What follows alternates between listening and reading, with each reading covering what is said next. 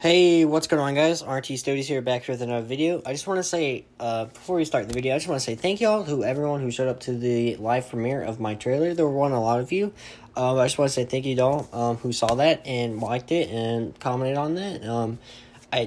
I know it felt a little bit rushed and it didn't look so well. I was working on the thing all night and I was just trying to get that thing uploaded because I did promise I had a deadline for that and I wanted to get that out of the way. But, yeah, I know I haven't been active, really. I'll do a live stream every now and then, but, I've been trying to be more active. I'm almost done with the first arc of Peter. I'm working on that thing. And then, yeah, that's pretty much it. Let's get into the video, guys. I didn't do a breakdown on the last Steve the Clonetrooper Season 3 episode. Episode 4, I didn't do that. I wasn't really planning on that one. That was a really long episode, and I just didn't have time. This one's only like 4 minutes shorter, but I can... There's more I can break down, more important stuff happened in this episode. This last episode was really just building, I feel what this season is building to is another drug warfare arc, because this episode 5 takes place... Cool guy said between somewhere in between season 6 and 7 of the Clone Wars. So yeah, we'll see that probably. So I think this is like later in the series. So Maul's still like a part of the crime syndicate. So I think this is going to lead up. Honestly, this is what I really think this is going to lead up to. Is going to lead up to the like Mandalore arc, like the Clone Wars Mandalore arc. I think that's where it's going, because you see a lot more of Maul, and it's later in the Clone Wars, so that's really where I see this. I think this is going to happen before the Siege of Mandalore. That's why Maul's desperate. And you see Maul like building all these forces, so that's where I think it is. But we see Haydoff, of course, land on a planet called Nashadar, because the ship was damaged in the fight from the previous episode.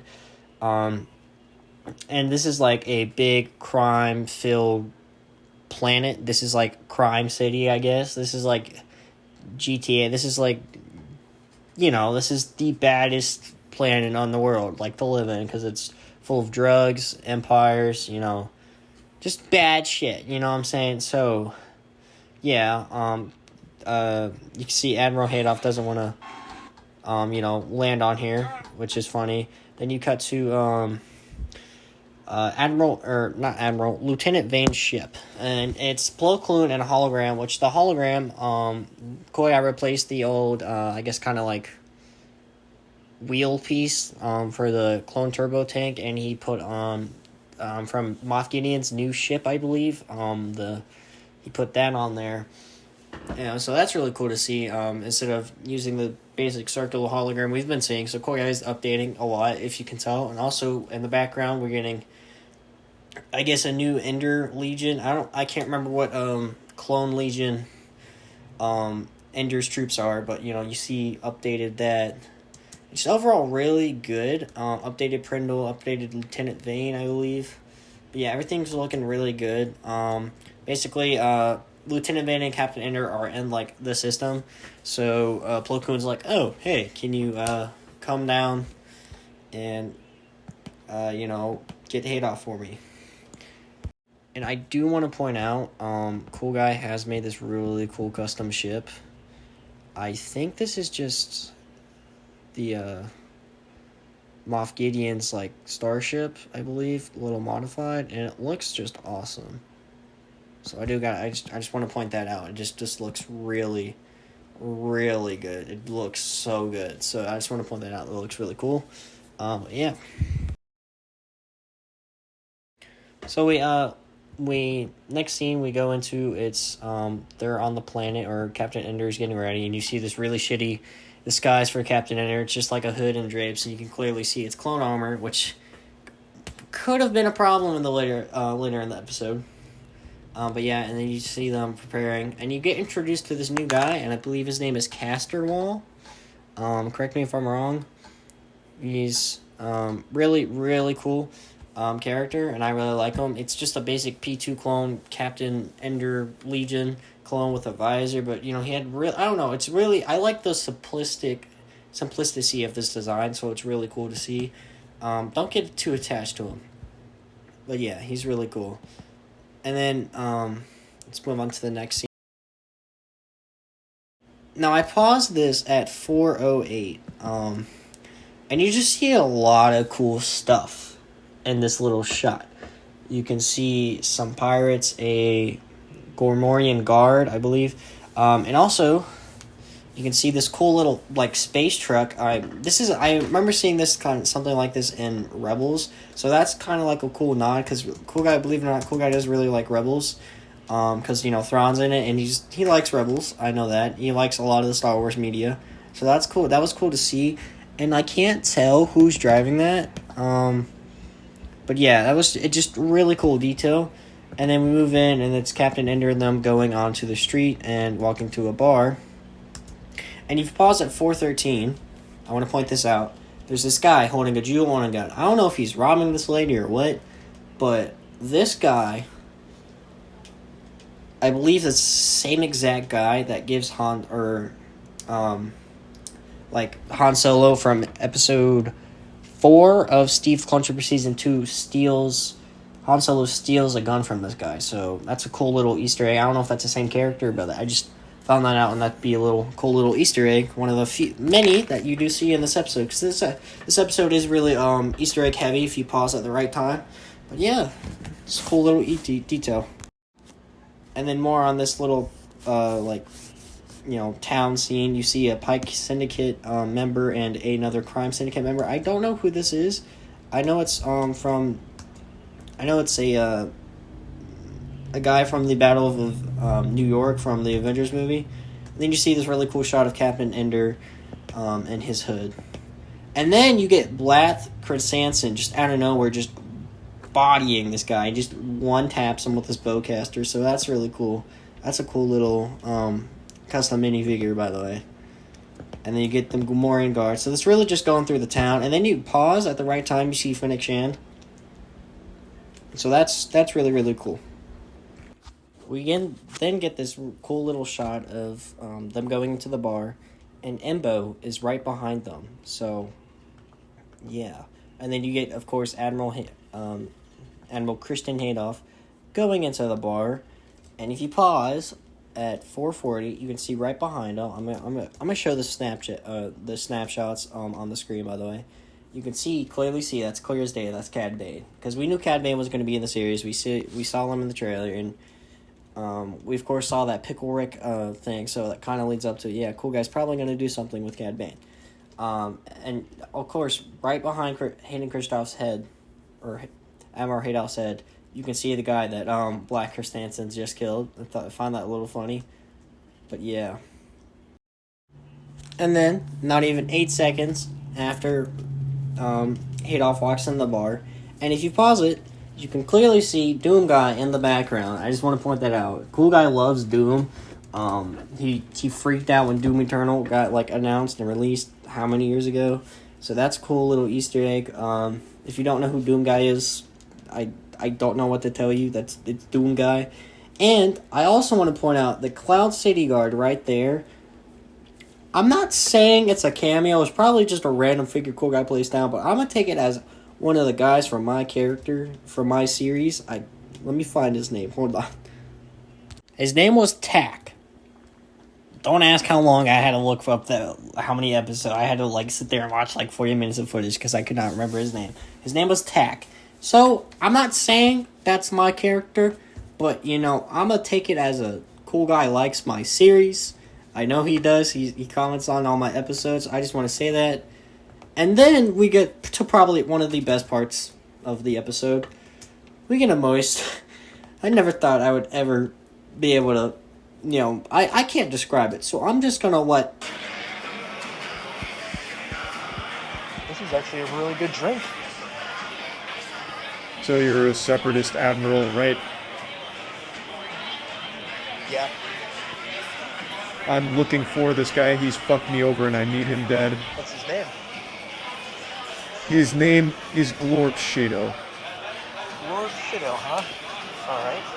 Well, because you made me a good drink, I'll get my droid forces to hunt him down and kill him. Also, this is my day job. For my real job, I stream every night. You should come by and check it out and get a couple inches on your penis. Yep. You saw that correctly. We get Moist Critical and Haydoff talking to each other. Moist Critical. If you don't know who Moist Critical is, you must be living under a rock. He's Penguin ZO on YouTube. He's a Twitch streamer. He's funny. He makes videos like how I almost ejaculated during a school play, and he taste tests flavored condoms. So he's a funny YouTuber, and that's cool to see. That was a really unexpected cameo, and this is not gonna be the last time we see him. But just got Moist Critical. Just yeah. We then get this this scene. We haven't really seen Captain and Lieutenant Vane talk, and we get this scene of them talking, and that's something nice. We really haven't seen them talk outside of battling, so that's really cool to see. But there's something really big revealed to this, and it's revealed that Lieutenant Vane has gotten a Jedi pregnant, and not only pregnant, but she had a son. And I don't know. I cannot tell. I cannot understand. I've rewatched the clip 50 times. I don't know what Jedi he got pregnant. I think it's I'll show something. I can't tell. It's really hard to hear with the music, and it's just hard to hear. I'm hard of hearing as it is, so it's hard to understand. And his son's name's Stewian or Stewie. I believe that's a Family Guy reference. And this is just a really big story, and it's cool to see the background with Lieutenant Vane and Captain Ender. And Captain Ender is actually holding Lieutenant Vane's son, not holding him against his will, but hiding his son on his little secret base on Tatooine. So I believe where I believe this is going, like I said, is Siege of Mandalore. I believe after or before battle of Siege of Mandalore, I think. Or if we do get the Siege of Mandalore, I think after that we're going to see Lieutenant Vane and Captain Ender go get his son. And I think his mom, or Lieutenant Vane's wife, I guess, is going to die. But it was cool to see this. I just really didn't feel this scene fit where it was placed. I think later in the episode there's a perfect spot it should have been done, and it shouldn't have been done on the planet. I think it should have been done after this big battle. But that's really just my opinion. I think this is a really interesting part, and something that shocked me. I didn't believe that was even gonna happen.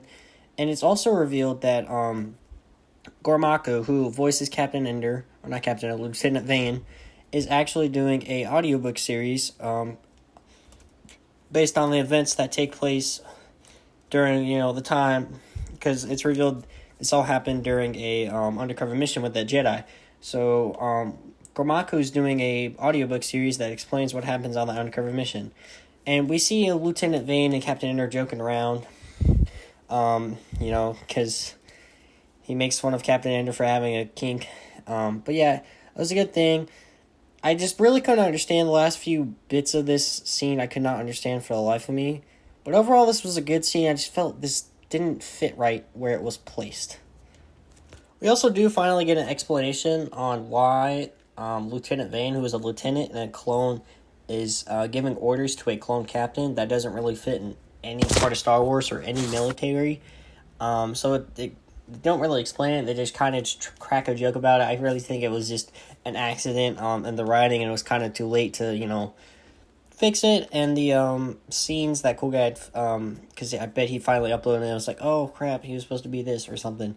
But yeah, it's just a cool little detail we saw. And I really do think this whole season is leading up to something big. But yeah. We then get to this really funny part of the episode. It's like a 10-15 minute skit, and it's this bouncer who's asking Ender where he got the clone armor, and Captain Ender says, "Oh, I killed a clone. I wear it as a trophy." And I thought that was really cool. Like I said earlier in the episode, I really felt that disguise was going to pose a problem for him, and it did. But he was lucky to lie his ass off. But the bouncer is Arnold Schwarzenegger, or is voiced by someone doing a Arnold Schwarzenegger impression. I just thought that was really funny. Because who doesn't love Arnold Schwarzenegger? So yeah. Yeah, that's really part of this episode, or not episode, this clip. We then go back to the bar, and we then see Charles Moist and Haydoff having a conversation. Charles Moist is like, "Oh, can you kill Glub for me? He's a pain in my ass." And he's like, "Yeah, sure, let me get off this world and get some battle droids and shit."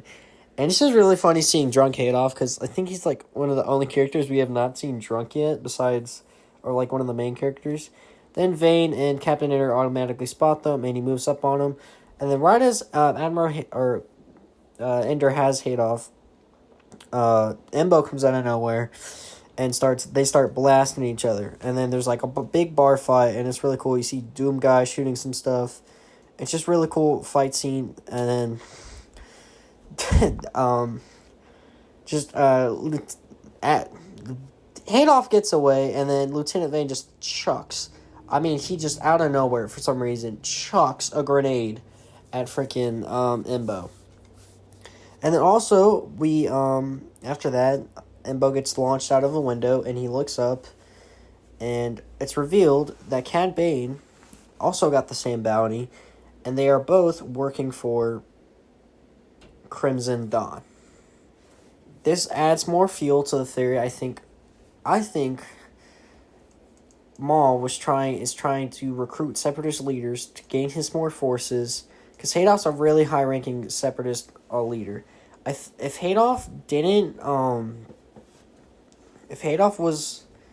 get stationed to that planet, I think on the Revenge of the Sith episodes, I think he was going to be next in charge, because you had Count Dooku, General Grievous, and then I think Adolf would have been next. Yet again, Palpatine was pulling strings, and Palpatine wanted Adolf killed. But yeah, I think Maul knew, like, yeah, he's not a puppet. He just genuinely doesn't know. So he's like, okay, let's recruit this guy, get his forces, and he can help me stop Sidious. And of course, that never goes to plan. But I think this is really leading up to the Siege of Mandalore. I think there's going to be a big battle with Maul and his forces before the Siege of Mandalore in the series. I really think that's what's going to happen. And then we see Embo and Cad Bane, of course, have a big duel. One standoff, I guess. And this is like the third time I think I've seen Cad Bane do a standoff. Of course, there was the Boba Fett scene. There was so many scenes in Clone Wars where he did a standoff, and there's that deleted scene from Clone Wars where Boba Fett gets to the detonus helmet. This is what that really reminded me of course. But yeah, overall, it was a really good animated scene. I did like this. The animation was smooth, and the flow of it was just awesome. Just really, really good. I like the movement of their hats and everything was just awesome. 10 out of 10 scene. I really did like this. This was just awesome to see. Just them shooting at each other. It's just smooth. The animation, I cannot exaggerate more. There's no exaggeration. This animation was so smooth. And then on top of them two, you get Dirge comes out of nowhere. If you don't know who Dirge is, go watch the 2003 Tarkovsky Clone Wars. If you haven't seen those, please go check them out. Dirge was my favorite character from those whole things. I love Dirge, and Goya likes to stay as canon as possible to the Star Wars series as he can, and I know he would have loved to put Dirge earlier into the series, but no one knew, because Dirge was decanonized for a long time. And then I think in a comic book that came out a year or two ago, him and his species were canonized again. And in Jedi Survivor, I think the main bad guy is one of his species, so that's really cool to see. Just they decide to team up and go after Adolf themselves. But they know the Republic's here, and Dirge just mentions, oh yeah, I hate the clones because Mandalorians and shit. So it was just really, really, really cool to see. I think this is the first stop motion I've seen with Dirge in it, and I've watched a lot of stop motions in my life, so that's just really, really, really, really nice to see. I love Dirge. I loved his custom helmet. I loved his figure, and I think all three of these figures are custom. I think Cad Bane is from the Bad Batch set. I don't know his ship. I have no idea, but this is just a really, really, really cool scene to see, of course. And then you go back to the clones, and they're like, okay, well, we got to go deal with Admiral Adolf. We need your forces. Let's skedaddle. Just overall, this was just really good.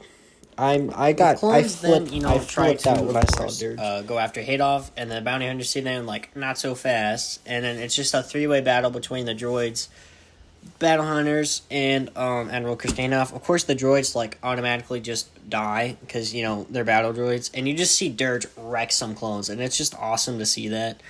I love Dirge so much, and seeing him kill clones. Of course, I love the Clone Wars. I love clones. I always have. I always will. Just, like, seeing Dirge kill some clones is just awesome to see again. Yeah, Dirge is just whacking droids.